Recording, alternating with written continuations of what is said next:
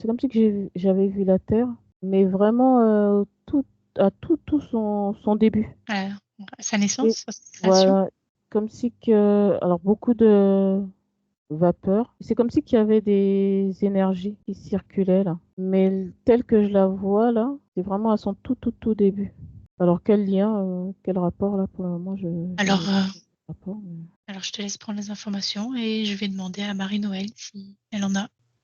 On m'a transportée ailleurs qu'à Karnak. Je ne suis pas à Karnak. J'ai comme un immense portail. C'est un anneau. En le regardant, je vois que je peux aller en fait partout, vraiment partout. Je pourrais très bien rejoindre un autre lieu sur Terre, comme je pourrais aller sur une autre planète, même dans un autre système. Alors, je ne sais pas, j'ai la sensation d'être près de... Alors, on me dit l'Euphrate, donc je serais Irak, par là. C'est énorme.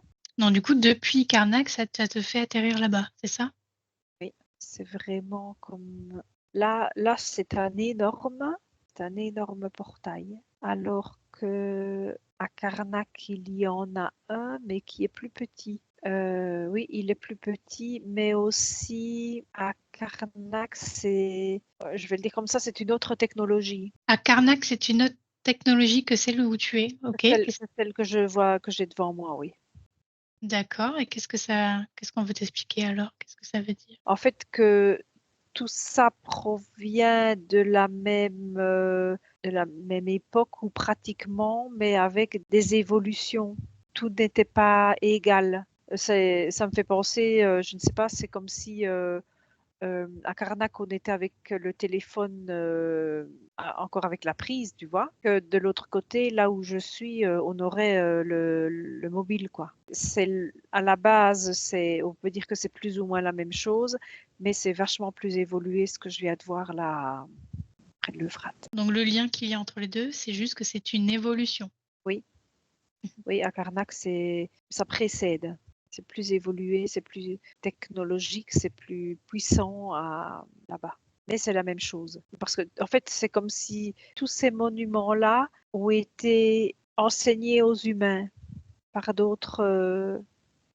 d'autres peuples. Et donc, ce sont les mêmes peuples enfin, qui ont enseigné les humains Pour leur évolution.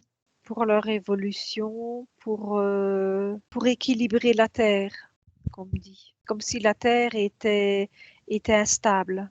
Alors pour équilibrer la Terre et en même temps, ça servait de portail. Il y avait des portails aussi. Oui, Est-ce que tu peux regarder pourquoi la Terre était instable? oui. Et je vais demander à Marie-Pierre de voir ce qu'elle voit.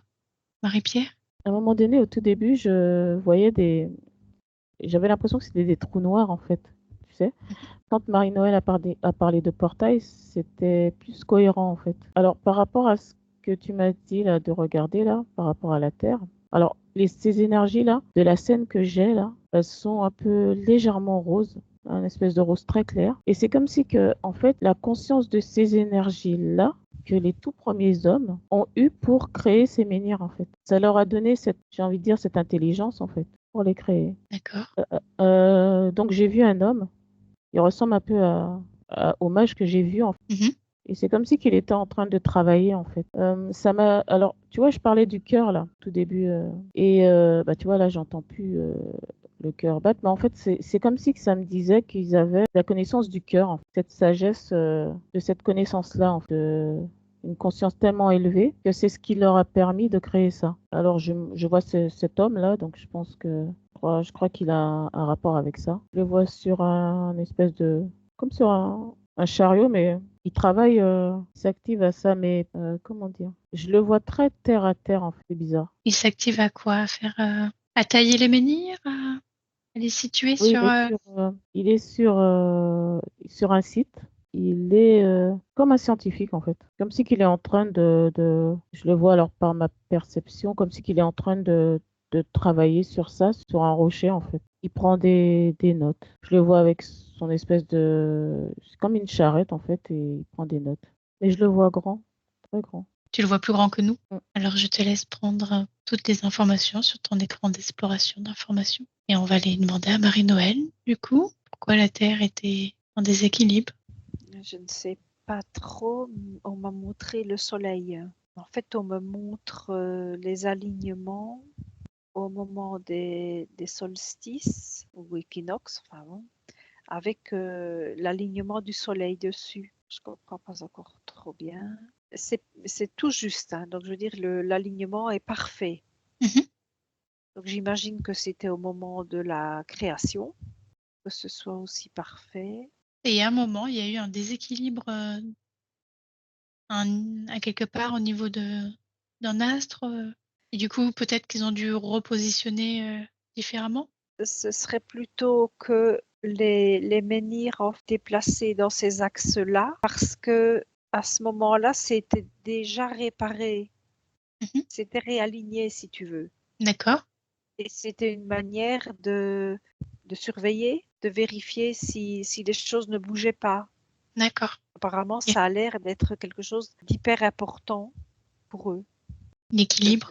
Oui, que cet équilibre-là soit maintenu. Donc le D'accord. fait de garder l'alignement avec le soleil était important Très important pour eux ou pour la Terre? pour la Terre et pour eux. C'est comme s'il y avait eu un danger Ouais.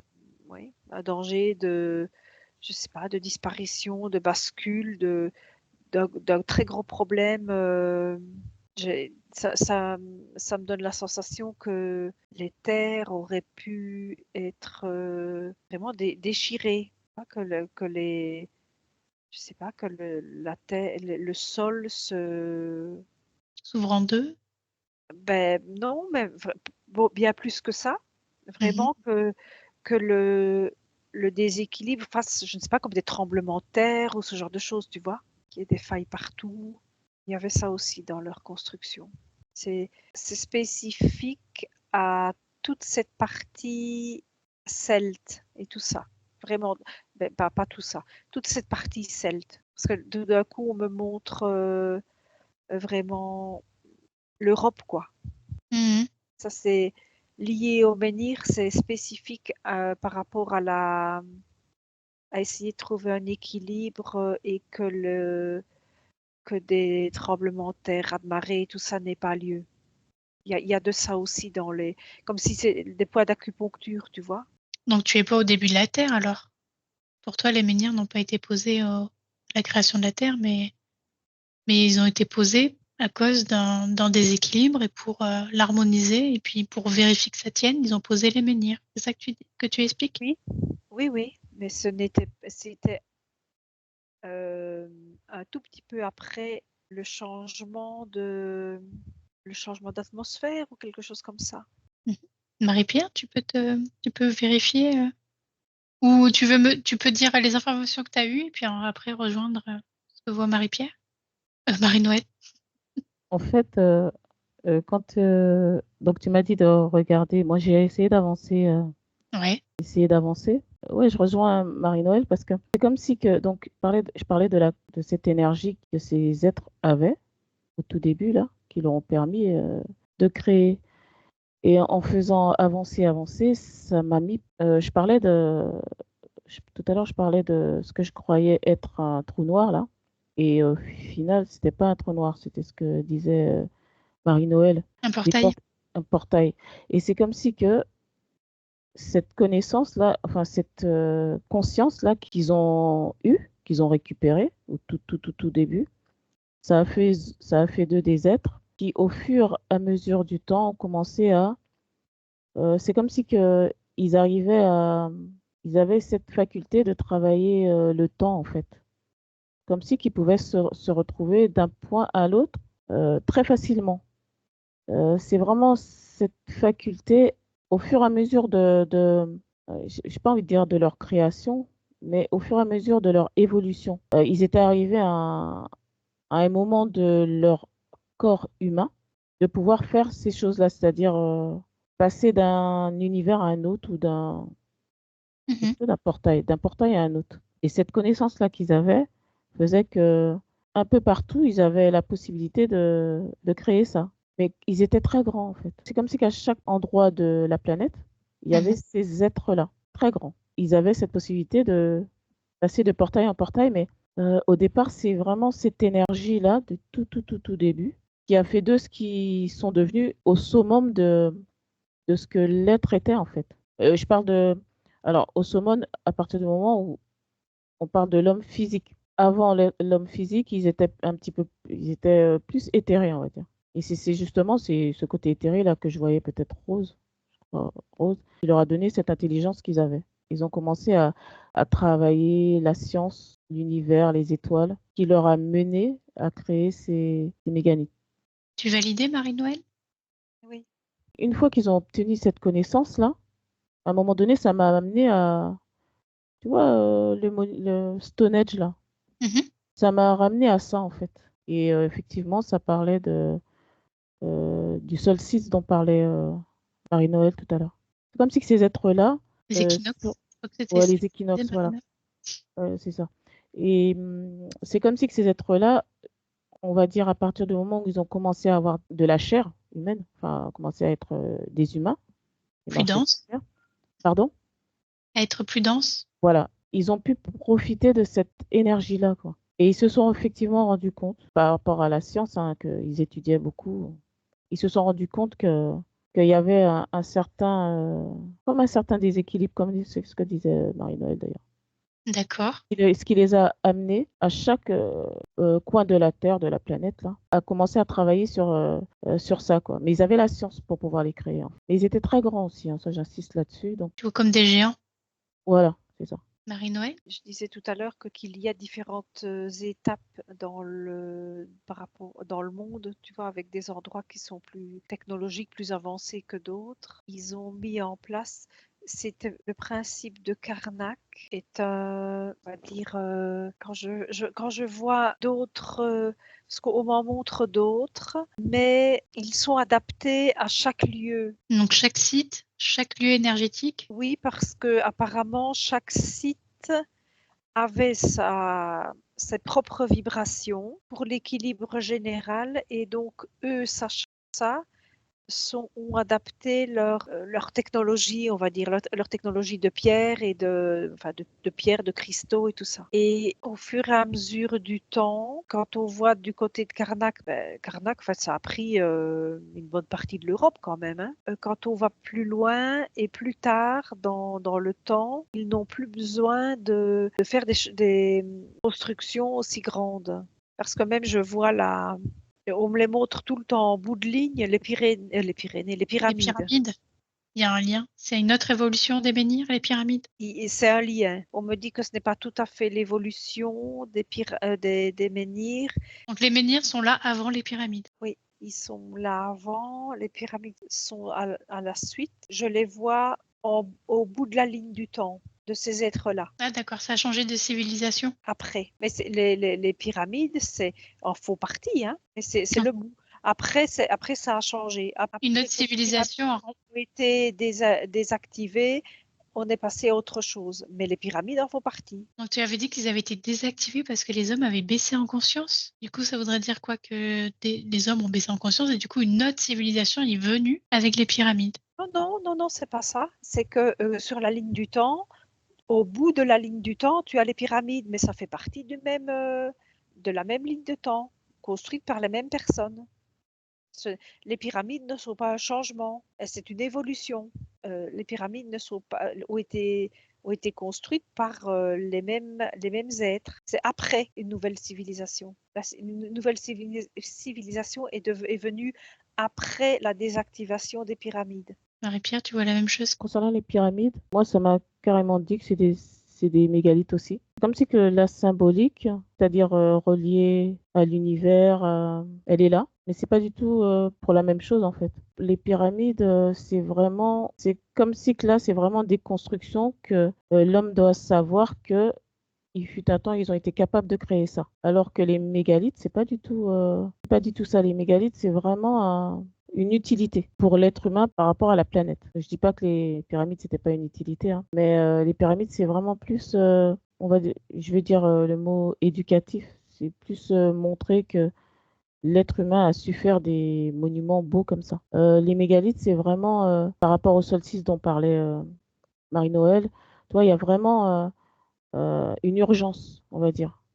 Et cette urgence-là, c'était une obligation qu'elle existe un peu partout. C'est pour ça qu'il y avait des portails. Ça permettait aux hommes qui avaient donc cette capacité de voyager, de transférer d'être humain, de transférer d'être humain à être humain, un peu comme des, alors c'est pas des voyageurs dans le temps, mais voyageurs astrales, par exemple. Aujourd'hui, à notre époque, on parlerait de voyage astral. Mais à cette époque, ils avaient une conscience tellement élevée que ce voyage astral-là, ils arrivaient à garder les connaissances ils arrivaient à acquérir dans leur voyage pour permettre en conscience de pouvoir reproduire ça en fait. C'est comme quelqu'un, un rêveur qui se réveille, il a des informations. Donc il note ces informations pour pouvoir, par exemple, je sais pas, je prends l'exemple d'un quelqu'un qui crée, un inventeur par exemple. Et cette personne-là, elle rêve et on lui donne des informations sur son invention. Les hommes de cette époque-là, ils avaient cette capacité à voyager, donc leur corps astral voyageait, ils avaient des informations. Et ces informations-là, ils arrivaient après à s'en souvenir, je pense, pour pouvoir créer les ménites là où il faut les créer, hein. C'est à chaque point là de la planète. C'est pour ça qu'il y en a beaucoup. Quand les hommes, c'est comme dispersés, je sais pas s'ils sont dispersés ou. Ben, il y avait toujours cette attention-là, cet équilibre qu'il fallait garder. C'était vraiment une urgence en fait. Une urgence pour l'équilibre de la Terre et des hommes. Ouais, c'est vraiment ça. C'est permettre aux civilisations de continuer de vivre. Est-ce que tu peux remonter à l'origine de ce déséquilibre pour savoir à quel niveau il y a eu un déséquilibre et qu'est-ce qui s'est passé pour que cette urgence se mette en place? Marie-Noël, tu aurais des infos le temps que Marie-Pierre regarde ce déséquilibre? On me remonte à nouveau le soleil. Donc c'était au niveau du soleil qu'il y avait un déséquilibre? Je ne sais pas parce que je n'arrive pas à plus d'infos à ce niveau-là, mais à chaque fois que tu me parles de ça, on me remonte le soleil. J'ai à nouveau le soleil qui apparaît. Ce que j'avais tout à l'heure, c'est que par rapport à ce que Marie-Pierre disait, en fait, donc il passait d'un endroit à un autre. Les différences de construction d'un endroit à un autre, comme je voyais l'Euphrate là-bas, viennent aussi du fait que les êtres sur place, c'est comme si c'était des différences de culture en fait. Les êtres sur place avaient déjà, on va dire, entamé leur travail et d'autres arrivaient avec leurs connaissances et ça se mêlait. Et donc, c'est aussi pour ça que pendant les mêmes époques, les œuvres ne sont pas tout à fait les mêmes. Et pour les pyramides, moi, je vois tout le temps un vaisseau au-dessus des pyramides. Il y a un vaisseau qui sort de la pointe et qui rejoint un vaisseau spatial. Ce vaisseau est lumineux? Neutre, ni l'un ni l'autre. C'est comme si la pyramide permettait de recharger le vaisseau en énergie. D'accord, c'est comme s'il mettait de l'essence. Oui, tout à fait. Station essence. Et donc, il se garait au-dessus. Donc ça voudrait dire que peut-être que ce vaisseau que tu vois là était juste de passage? Oui, et des pyramides, il y en avait partout aussi. Donc il passait par les menhirs, par les portails, par différents portails, et avec l'aide des pyramides, il se rechargeait. Oui, mais au moment où les pyramides étaient là, ils n'utilisaient déjà plus les menhirs. D'accord. Parce que je suis sur une ligne du temps comme ça, et puis on me montre des images, et je passe de l'un à l'autre, ça a l'air, c'est décousu, mais c'est décousu pour moi aussi. Parce que tout d'un coup, je suis dans les menhirs, et puis là, je suis tout le temps calée avec le soleil. Donc, il y a un truc que je n'arrive pas à saisir. Et puis, voyant que je ne saisis rien, je saute directement, tu vois, mais sur la ligne du temps. Mais au moment où je vois ça des pyramides, on me dit bien que les menhirs n'étaient déjà plus aussi actifs. Il l'était encore un peu, mais il ne l'était presque plus. Ok, alors je vais te proposer, Marie-Noël, de faire un gros dézoom de tout ça, du soleil, afin que tu puisses avoir un autre angle de vue. Et peut-être que, en attendant que tu observes ça, peut-être que Marie-Pierre a des informations. Ouais, alors j'écoutais Marie-Noël, ça me voit totalement avec le fait que c'était des monuments énergétiques en fait. Ça, j'ai ressenti. Par rapport à la question que tu m'as dit de voir à partir de quand cet équilibre. Alors Marie-Noël est bloquée sur le soleil. Ouais. En fait, moi, il y a quelque chose avec le soleil et Mars. Alors, je sais pas trop, mais c'est comme si il s'est produit quelque chose. Il y a fait qu'il y a eu ce déséquilibre-là. J'ai l'impression que c'est un rapport avec Mars et le Soleil. Là, c'est comme si que je vois les pôles de la Terre différents. Les pôles sont la Terre, elle est un peu, au lieu d'être droite, elle est un peu comme ça. Mhm. Ils n'ont pas les mêmes pôles, ok. Mhm. Pas À trop, cause, en fait. à cause du déséquilibre. À cause de Mars, je crois que il y a dû avoir quelque chose avec la planète Mars et le D'accord. Soleil qui a fait que notre planète là, elle a ressenti ça. D'accord. Alors, Marie-Pierre, je vais te proposer de consulter un géant de cette époque qui va te donner toutes les informations. Tu te tiens bien à distance, tu procèdes bien aux vérifications. Et qui va te donner toutes les informations par rapport à ce soleil, à Mars et à ce déséquilibre. Et en attendant que tu regardes, je vais demander à Marie-Noël voir si elle a avancé de son côté. Quand tu m'as parlé de dézoomer, je me suis retrouvée à voir les planètes aussi. Et en fait, bon, je vais le dire parce que ça paraît bizarre, mais c'est à ce moment-là que c'est à ce moment-là que Vénus est arrivée. Et c'est ça qui a fait bouger Mars et fait bouger la Terre. Il y a vraiment tout perturbé dans cette zone-ci du système solaire et qui a pratiquement fait exploser la Terre. Et c'est quelque chose qui a été voulu. Vénus s'est présentée dans ce système, mais par l'ordre cosmique, l'évolution des choses, et sans faire exprès, presque failli détruire peut-être pas que la Terre. En fait, ce n'était pas nécessairement l'ordre cosmique des choses, c'était plutôt des manœuvres guerrières. C'est-à-dire, C'était dans le but de réellement déstabiliser, de faire descendre la Terre en vibration. hmm, ok. À ce moment-là, la Terre était en vibration beaucoup plus. Il fallait qu'elle descende en vibration pour ceux qui ont fait venir Vénus. Et Vénus, ils l'ont créée ou ils l'ont vraiment, comme tu dis, ils l'ont fait venir? Non, elle était créée, ils l'ont téléportée d'ailleurs. Ok. Ils doivent avoir une sacrée technologie pour arriver à faire ça. Donc ça a dû déstabiliser, même Vénus a dû se retrouver déstabilisée alors. Mars. Vénus, elle est arrivée, elle, mais Mars a été Ouais. fort déstabilisé. Le fait d'être téléporté, qu'on l'ait placé là, ça ne l'a pas déstabilisé. Et elle vient d'ailleurs, donc voilà, mais ceux qui étaient là ont été fort déstabilisés par son arrivée. Vénus, c'est bizarre, c'est pas la même, c'est pas la même que les autres. Tu vas me dire, c'est normal, elle vient d'ailleurs, mais vraiment pas la même que les autres. Elle a par exemple d'autres corps. Je la vois comme ça, elle a, tu sais, nos corps, Mhm. les corps de tout, elle, c'est différent. Je ne les vois pas comme les nôtres. Peut-être qu'elle ne vient pas de la même, comment dire, pas la même source, la même création. C'est une autre Oui, création. Du coup, c'est différent. C'est marrant. Pourtant, Vénus, c'est la planète de l'amour, c'est ça? oui, je vois pas beaucoup d'amour. Et ça a changé. Maintenant, c'est le cas, mais à ce moment-là, c'était pas le cas. J'ai dit non, pas le cas. D'accord. D'après ce que je vois, moi j'aurais dit plutôt Mars avec de belles vibrations et Vénus très guerrier. Je sais que c'est l'inverse maintenant, mais c'est la sensation que j'ai là en les voyant. Mhm. On va demander à Marie-Pierre si elle a des informations par rapport au géant, si ça se rejoint. Tu as pu discuter, tu as pu trouver un géant? Bah, en fait, c'était drôle parce que ouais, j'ai vu tu sais, les géants on- dans l'imaginaire là qu'on connaît tous avec un œil là.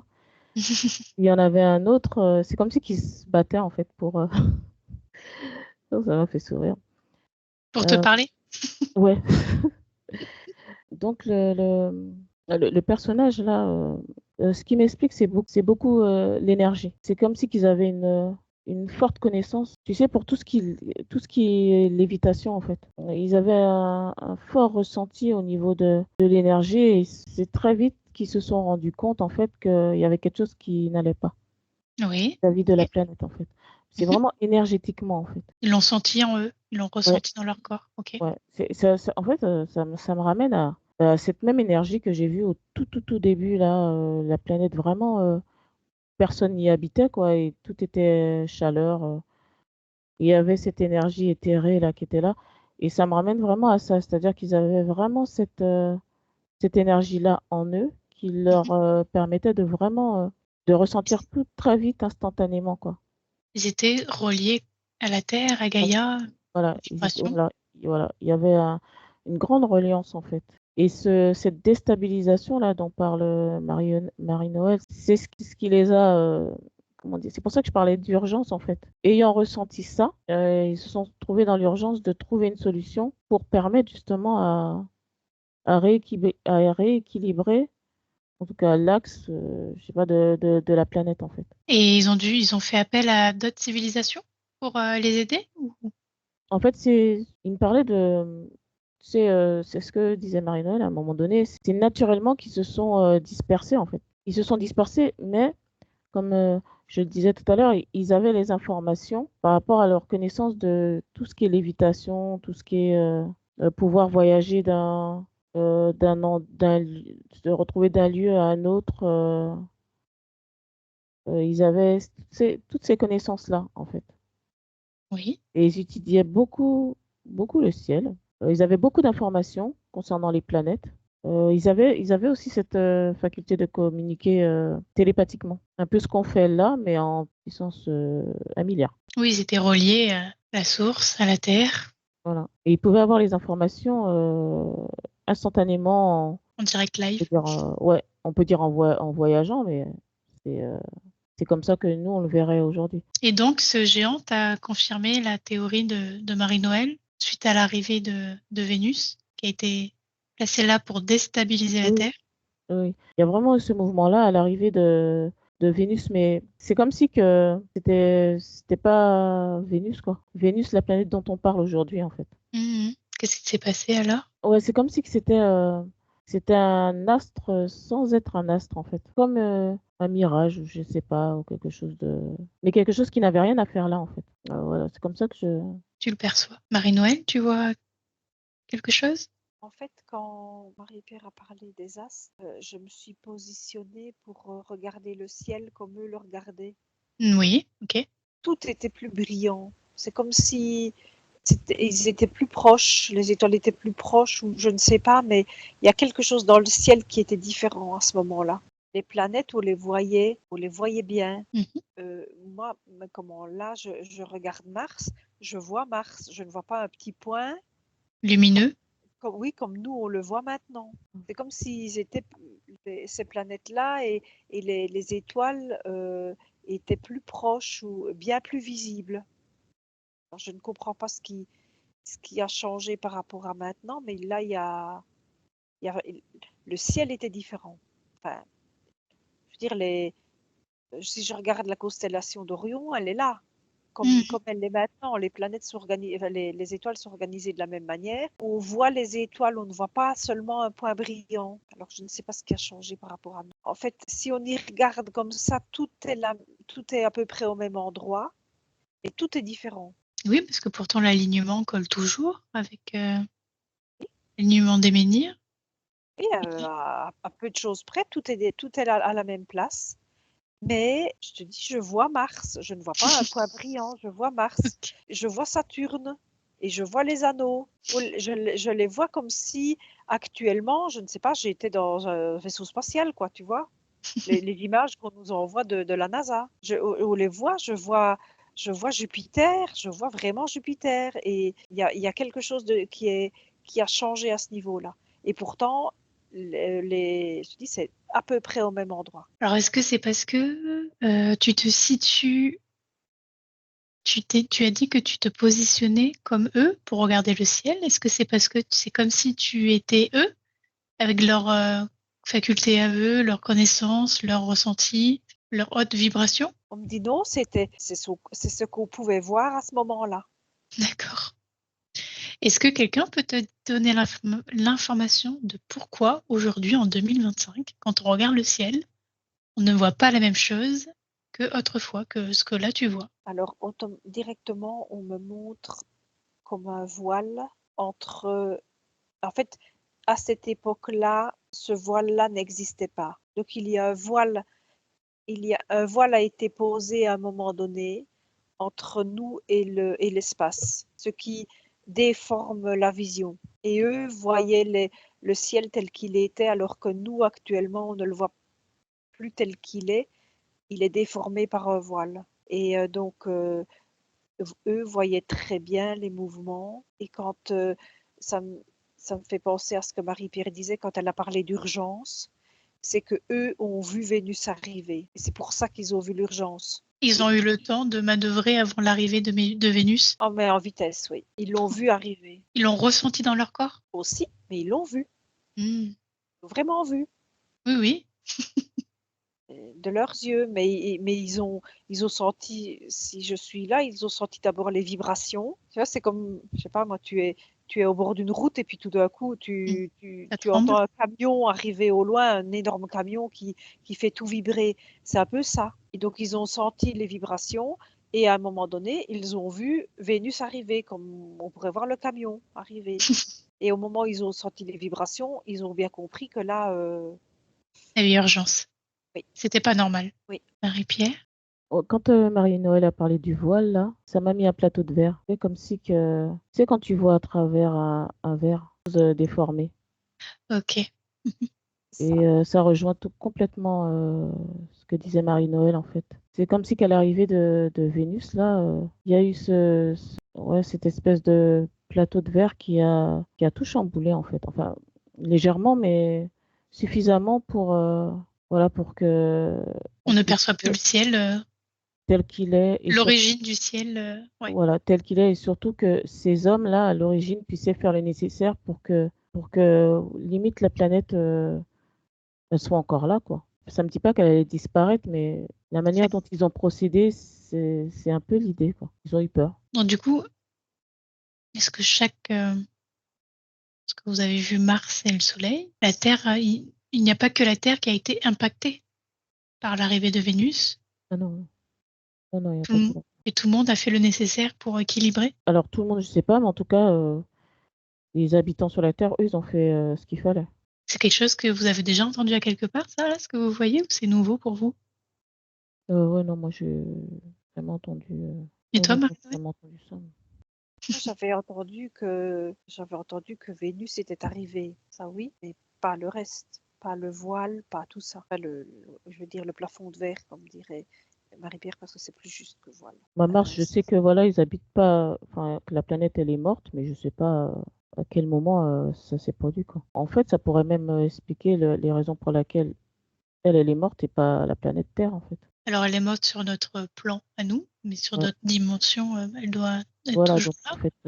fait, voilà, moi c'est ce que j'ai entendu, ce que Ok. je sais de la planète Mars. Donc, ils ont quand même réussi à bien déstabiliser au moins une planète, dont Mars, quoi. Pour toi, c'est ça qui colle. C'est ça que tu dis, Marie-Pierre? Hum, hum, hum. Oui, finalement, c'est Mars qui a été le plus impacté. Intéressant. Mais c'était beau quand la plaque de verre n'y était pas. Et là, si on l'enlève, ce que vous voyez là, c'est la réalité, en fait. Enfin, je veux dire, l'ordre normal cosmique des choses, c'est de voir les planètes de plus près, plus proches de nous. Hum. Oui, très clairement. Vous pouvez voir même plusieurs soleils. Wow, vous voyez des planètes très très proches, hein. Est-ce qu'on voyait Tiamat? Je sais pas c'est quoi, tiens. C'est une planète. Certains disent que c'est comme une sœur, la sœur de Gaïa. C'est une planète qui est bien, bien, bien plus grande que la Terre. Une planète d'eau, il me semble, si je ne dis pas de bêtises. Si ma question vous perturbe, vous me le dites. Si vous voulez qu'on revienne aux menhirs, peut-être, Je suis en train de regarder. Ouais, je suis en train de regarder aussi, mais que tu je connais. la vois pas de là où je suis là, comment je suis positionnée, je la vois pas, donc c'est pour ça que je suis en train de. À ma connaissance, c'est l'explosion de Tiamat qui a fait qu'il y ait eu la montée des eaux sur Terre. Alors que peut-être qu'à cette époque-là, Tiamat était sur un autre plan, une autre dimension peut-être. Je ne la vois pas. Ok. Moi non plus. J'ai fait tout le tour. Est-ce que vous voulez faire en mot de la fin, une conclusion sur cette enquête? Est-ce qu'il y a d'autres choses intéressantes à observer par rapport à peut-être, je sais pas, pourquoi Karnak est autant connu pour ses menhirs? Alors, c'est bizarre parce que quand tu parles, chaque fois que tu parlais de Karnak, moi j'étais jamais sur Karnak en fait. Pourtant Karnak c'est un lieu très important. Mais, Sur le plan vibratoire? mm, parce il y en a beaucoup. Mais j'ai jamais été sur ce site. C'est que c'est en Angleterre, hein, ça me dit Non, Karnak, c'est en Bretagne. en Bretagne. Ouais. C'est ici, en Bretagne, pas très loin de chez moi, mais peut-être que pour toi, ce que tu veux dire là, c'est que comme s'il y avait plusieurs Karnak sur Terre. Moi, ça m'a toujours projeté vers Londres, en fait. Je sais pas. Mhm. La sensation que j'avais, c'est que ça, enfin, Karnak n'est jamais qu'une petite partie de l'énorme monument qui était là Mm. et qui englobait presque toute l'Europe de l'Ouest. Et là, c'est préservé. Là, c'est préservé à Karnak. En fait, oui, c'est une petite partie, quoi. Et donc, que tu sois à Karnak ou c'est rien moi, ou en Espagne ou en Angleterre, en fait, c'est pratiquement le même monument. Ouais, d'accord. C'est pour ça que Marie-Pierre a la sensation que à Londres, là où, là où elle se situe, c'est Karnak. Qu'à chaque fois que je dis Karnak, peut-être que ça change, que c'est juste, comme tu dis. C'est parce que c'est comme si tu parlais de mon corps et tu me parles de mon petit doigt, quoi, tu vois, Ouais, ou de la main, et alors que c'est beaucoup plus grand que ça, et que là, tu n'es que sur une partie de, on va dire, d'une espèce de grand monument. Et là, il est plus conservé qu'ailleurs parce que il y avait aussi des terres infertiles, enfin bon, plein de choses comme ça. Mais il y avait quand même une chose, c'est que à cet endroit-là, il y avait quand même une vibration un peu plus grande malgré tout. Ça, oui. Mhm. Je vois quand même que ça vibrait un peu plus. C'est comme s'il y avait quand même plus de monuments là qu'ailleurs, en, en proportion. Ils en avaient mis plus là qu'ailleurs. Mais il y en a partout. C'est ça que tu dis? Mais il y en avait partout, oui. Mhm. Marie-Pierre? Mm. Non, mais quand Marie-Noël parlait, je voyais comme, je sais pas comment expliquer ça, comme des ondes.